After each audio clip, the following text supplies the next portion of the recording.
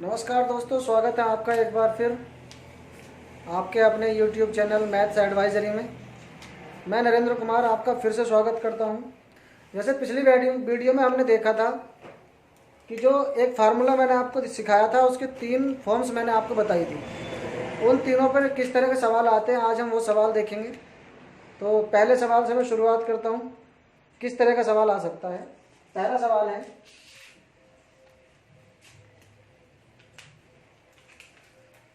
दिया है यदि x की पावर a x की power b into x to the power c बराबर 1 है, तो आपसे पूछा गया a की क्यूब प्लस b की क्यूब प्लस c की क्यूब बराबर क्या होगा। यहाँ से आपसे पूछा गया सवाल, तो इसके लिए सॉल्यूशन देखेंगे आप क्या हो सकता है। भाई x की पावर a एक्स की power b into x to the power c बराबर 1 है। आपको पता है कि गुणा में घातें जुड़ जाती है, तो यहाँ पे x to the power a plus b plus c बराबर 1 को क्या मैं एक्स टू दी पावर 0 नहीं लिख सकता हूँ? बिल्कुल लिखा जा सकता है। तो आप देखिए जैसे मैंने घातों की तुलना की तो यहाँ से मुझे a plus b plus c बराबर किसके मिला? 0 के मिल गया। जब a plus b plus c बराबर 0 मिला तो मैंने आपको पहले फार्मूले में भी समझाया था कि यदि a plus b plus c बराबर 0 हो जाए तब a की क्यूब प्लस बी की क्यूब प्लस सी की क्यूब किसके बराबर हो जाता है? 3abc। ये इस सवाल का आंसर है। तो ये सवाल पूछा गया सवाल है, आप इसको जरा ध्यान से समझेंगे। चलो दूसरे सवाल की तरफ बढ़ते हैं।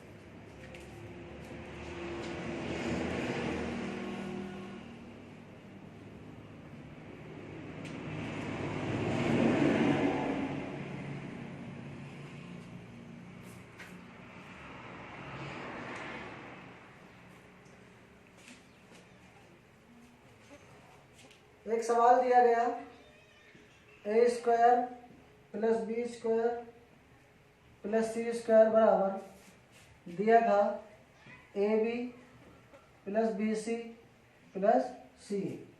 तो आपसे पूछा था a plus c upon b बराबर क्या होगा। देखिए जैसे मैंने आपसे बताया था कि या तो आप वैल्यू एज्यूम कर लीजिए, कोई भी आप वैल्यू पुट करो और आपको रिजल्ट मिल जाएगा। अगर आपको रिजल्ट नहीं मिलता तो फिर आपको इन सवालों में फार्मूला ही लगाना है। तो ये मैंने आपको बताया भी था।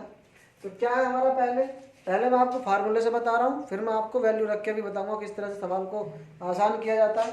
तो पहले हम फार्मूले से देखते हैं।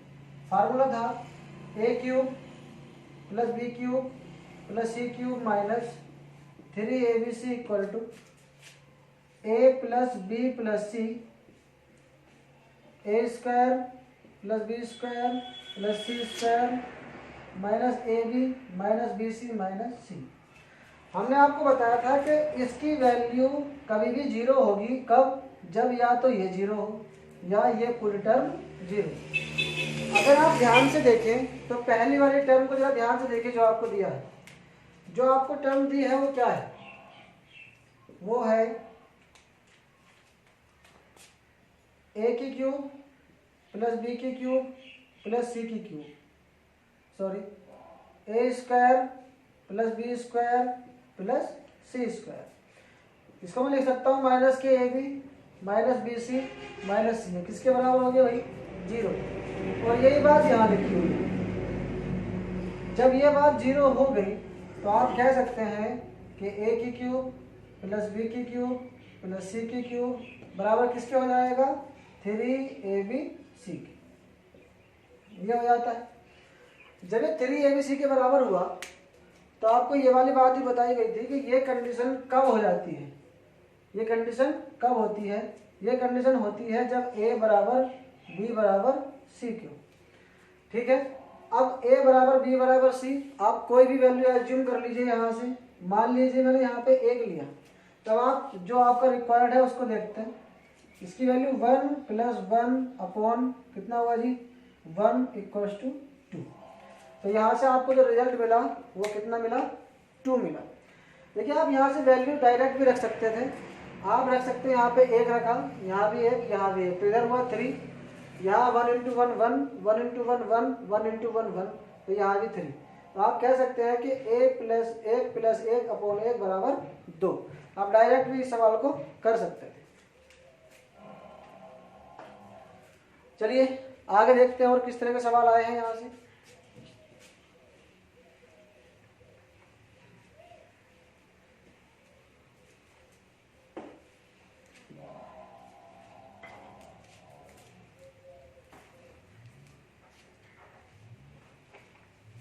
एक सवाल पूछा गया, a square minus b square का whole cube plus b square minus c square का cube plus c square minus a square का क्यूब आपको दिया गया है। तो आपसे पूछा गया है कि इस निम्न का उपरोक्त का गुणनखंड है, उपरोक्त का गुणनखंड है, यह बात आपसे पूछी गई। तो आप थोड़ा ध्यान से देखें जरा। जब आप देखेंगे कि भाई इसको मैंने कह दिया कि ए है, इस पूरे को मैंने कह दिया कि ये बी है, और इस पूरे को मैंने कह दिया ये अकेला सी है, तो यहाँ पे लिखा हुआ है, आप ध्यान से देखें। जैसे मैं करता हूँ a plus b plus c, तो आप देखेंगे कि ये a square minus b square plus b square minus c square plus c square minus a square. तो कट करके क्या बचता है भाई, ए से ए कट जाता है, सी से सी और बी से बी, केवल कट के कितना रह गया 0। तो यानी कि ए प्लस बी प्लस सी किसके बराबर हो गया 0। और मैंने आपको बताया था कि जब कभी भी ए प्लस बी प्लस सी बराबर 0 होता है तो फिर क्या होता है, हमारे पास बराबर हो जाता है a cube plus b cube plus c cube बराबर हो जाता है 3ab। क्लियर है यहाँ तक? अब देखिए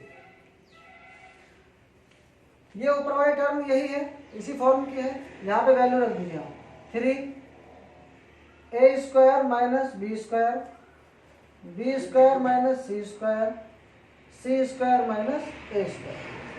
अब आप क्या कर सकते हैं, अब यहाँ से आपको ऑप्शन का सहारा लेना होगा। अब यहाँ से आप देखेंगे कि भाई ऑप्शन में क्या क्या दिया हुआ है। आप इसको लिख सकते हैं ए माइनस बी, ए प्लस बी, बी प्लस सी, बी माइनस सी, सी प्लस ए, सी माइनस ए। तो अब मुझे यहाँ से ऑप्शन देखने होंगे। ऑप्शन कैसे देखेंगे भाई, हो सकता है कि वो आपको जवाब में केवल इतना लिख करके दे दे कि इसके गुणनखंड ये है, हो सकता है आपको इतना लिख करके दे दे कि इसका गुणनखंड ये है, हो सकता है आपको इतना लिख करके दे दे गुणनखंड ये है, हो सकता है वो इन दोनों की गुणा करके आपको दे दे, हो सकता है इन दोनों की गुणा करके आपको दे दे, या ऐसा भी हो सकता है कई बार कि वो इन दोनों की गुणा करके भी आपको दे दे। तो ये इस सवाल का जवाब जो डिपेंड करेगा वो आपके ऑप्शन पे करेगा। तो ध्यान रखना इस चीज़ को। ये सवाल भी पूछा गया है एसएससी के द्वारा। चलिए और देखते हैं सवाल किस तरह के सवाल पूछे जा रहे हैं।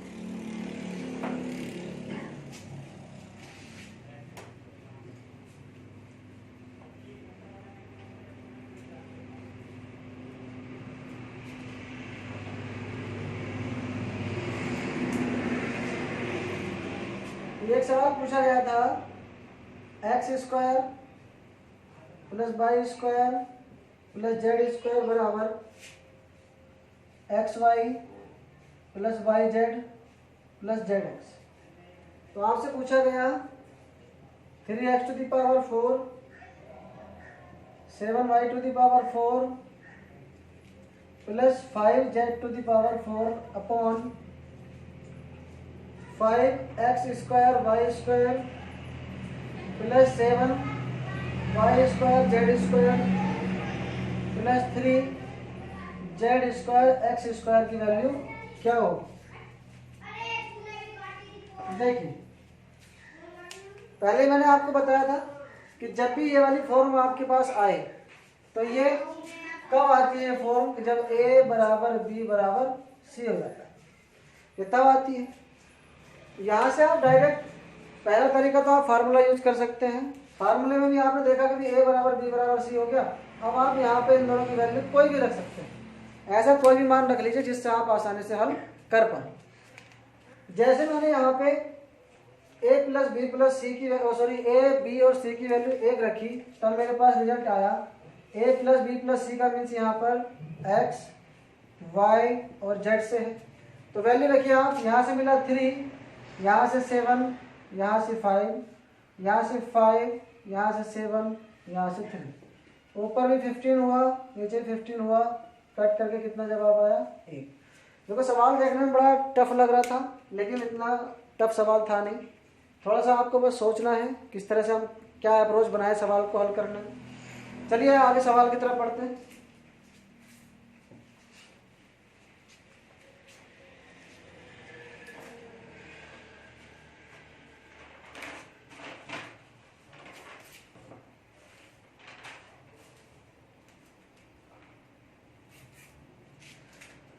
देखिए एक सवाल और यहाँ से पूछा गया, क्या था सवाल, मैं लिख दे रहा हूँ यहाँ पे, x plus y plus z बराबर 1, x square plus y square plus z square बराबर 2, x cube plus y cube plus z cube बराबर 3। तब आपसे पूछा गया,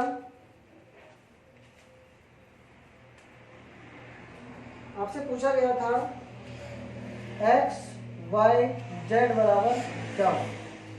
आपसे एक्स वाई जेड की वैल्यू पूछी थी यहाँ से। तो देखिए क्या अप्रोच हो सकती है हमारी। भाई ये फार्मूला तो हमें पता ही है, ये सीधा स्क्वायर वाला ये रहा, एक सिंगल फॉर्म में ये है, और आपका क्यूब वाला ये रहा। तो डायरेक्ट फार्मूले में सवाल को लगा दीजिए, आंसर मिल जाएगा आपको। देखिए फार्मूला क्या है, फार्मूला था एक्स के क्यूब प्लस वाई के क्यूब प्लस जेड के क्यूब माइनस 3xy जेड बराबर किसके होता है, x plus y plus z, x square plus y square plus z square minus x y minus y z और minus z x. देखिए आपके पास सारी वैल्यूज हैं, यहाँ से आपके पास सारी वैल्यूज है। इसकी वैल्यू भी आपको दे रखी है, इसकी वैल्यू भी आपके पास है, और इसकी वैल्यू भी आपके पास है, लेकिन आपके पास इस टर्म की वैल्यू नहीं है। तो सबसे पहले आपको इस टर्म की वैल्यू निकालनी होगी, और इस टर्म की वैल्यू में कहाँ से निकाल सकता हूँ, अपने पहले केस से, जो फर्स्ट केस आपको दे रखा है उससे आप इसकी वैल्यू फाइंड आउट कर सकते हैं। तो देखिए कैसे निकालेंगे भाई, x plus y plus z आपको दिया है 1, जैसे ही आप इसका स्क्वायर करेंगे तो स्क्वायर करके आपको मिला x square plus y square plus z square plus 2xy 2yz, आप यहाँ से कॉमन ले सकते हैं, और प्लस zx बराबर। देखिए स्क्वायर किया है तो यहाँ भी स्क्वायर करके आपको 1 ही मिलेगा। इसकी वैल्यू आपको दे रखी है, कितनी है इसकी value 2, plus 2 times xy yz और zx बराबर 1। जब आप इस 1 को इधर से उधर ले जाते हैं तो माइनस के 2 हो जाता है, और घट करके क्या बचता है -1। अब आप इस दो को भी यहाँ से हटाते हैं तो 2 यहाँ पहुँच करके बन जाता है 1/2। ये वैल्यू आप वहाँ पर रखेंगे। देखिए यहाँ से वैल्यू रख रहे हैं हम, तो क्या हो जाता है सवाल में, इसकी वैल्यू आपके पास 1, इसकी वैल्यू आपके पास है 2, और यहाँ से आपने देखा है माइनस, और ये भी माइनस तो प्लस हुआ, या आप ये लिख सकते हैं इसको, ठीक है, ये हुआ प्लस 1/2। यहाँ से आपको मिला 5/2, ठीक है जी, यहाँ से आपको 5/2 मिल गया। अब यहाँ पर आइए, इसकी वैल्यू आपको दे रखी थी 3, ये आपके पास -3xyz बराबर, इधर मिला 5/2। इस 5/2 को इधर लाएंगे आप, ये 3xy को इधर ले जाइए आप, ठीक है। तो आप जब एलसीएम लेके इसको हल करेंगे, जैसे ही आप इसको सिंप्लीफाई करेंगे आपको मिलेगा 3 × 2 6 - 5/2। यहाँ से मिला मुझे 3xyz, यहाँ से 1, और अब आपके पास रिजल्ट आया 3xyz बराबर 1/2। तो आप कह सकते हैं xyz बराबर 1/6 होगा। तो जो वैल्यू रिक्वायर्ड थी आपके पास वो आपको मिल गई। और अब क्या है, कई बार आपसे ये पूछ लेता है कि वर्गमूल एक्स वाई जेड, कई बार आपसे पूछ लेता है घनमूल एक्स वाई जेड। तो इससे घबराने की ज़रूरत नहीं है, सवाल को हल करने का तरीका ये होगा और बाकी आपसे जो भी पूछे वो लास्ट में आपको फाइंड आउट कर देना। तो उम्मीद करता हूँ आपको ये बात समझ आई होगी। ठीक है, और देखते हैं कुछ सवाल, एक दो सवाल में और डिस्कस करता हूँ आपसे इस तरह का क्या हो सकता है सवाल में।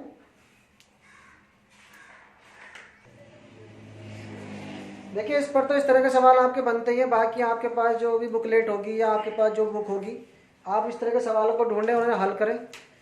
ठीक है, प्रयास करें सवालों को हल करने का। कुछ एक दो और नए सवाल यहाँ से पूछे गए, जैसे मैंने पीछे भी आपको कुछ सवाल कराए थे, उसी में एक दो सवाल जो नए बन करके आए हैं वो सवाल मैं आपके सामने रख रहा हूँ। 2 सवाल और करेंगे हम इस वीडियो में, बाकी बातें अगली वीडियो में होंगी। तो ठीक है, चलिए देखते हैं क्या है वो पहला सवाल। पहला सवाल आपको दिया था, सवाल था कि यदि x और 1/x का औसत a है, यदि x और 1/x का औसत a है, तो आपसे पूछा गया था कि x³ 1/x³ का एवरेज क्या होगा। देखिए ये सवाल आपको देखने में वैसे ही लग रहा है पहले जैसा, लेकिन थोड़ा सा देखते हैं इसको क्या है ये सवाल। अगर आपको लगता है कि सवाल मैं कर पाऊंगा तो सबसे पहले आप वीडियो को रोकिए और सवाल को हल करने का प्रयास करें, फिर आप सॉल्यूशन देखें। देखिए मैं सॉल्यूशन करा रहा हूँ इसका। भाई एवरेज क्या होता है? एवरेज होता है जितने भी आपको पद दिए गए हैं उनका योग बटे 2, और यही आपको क्या दिया गया है, ए दिया है। ठीक है, जब ये आपको ए दिया है, जैसे मैंने इस ए को यहाँ से हटाया तो क्या मिला जी मेरे पास, 2a मिल गया। ठीक है, मुझसे पूछा कि x³ प्लस 1/x³ का एवरेज मुझसे पूछा है। तो एवरेज का मतलब जो टर्म मुझसे पूछी गई वो कुछ और नहीं है, वो x³ प्लस 1/x³ बटे 2, ये वाली बात हमसे पूछी गई। ठीक बात है, चलिए यहाँ से देख लेते हैं। अब जैसे ही मैंने इसका क्यूब किया तो मुझे मिला, हम जानते हैं इसका क्यूब यानी कि 8a का क्यूब माइनस क्या होता है 3 इंटू 2a, ये होता है। तो हमारे पास हुआ 8a की क्यूब माइनस 6, ये वैल्यू यहाँ से मिल गई मुझे। इस वैल्यू को आप उठा करके सीधे जो आपको रिक्वायर्ड है उसमें चिपका दीजिए। तो यहाँ से मेरे पास आया 8a की क्यूब माइनस 6a/2, तो मेरा जवाब हो गया 4a³ माइनस 3। ये हमारे सवाल का जवाब। उम्मीद करता हूँ आपको ये सवाल समझ में आया होगा। इस पर एक और सवाल हम देख लेते हैं कि एक और सवाल क्या इससे पूछा जा सकता है या पूछा गया है, देखते हैं।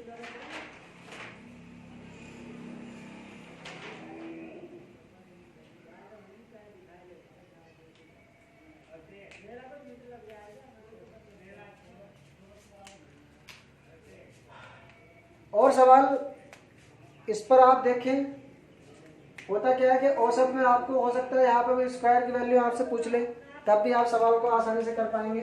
चलिए मैं आपको बता देता हूँ कैसे।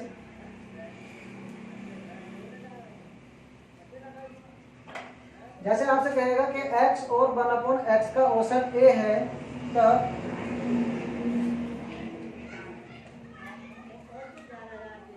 x² प्लस 1/x² का औसत बताओ।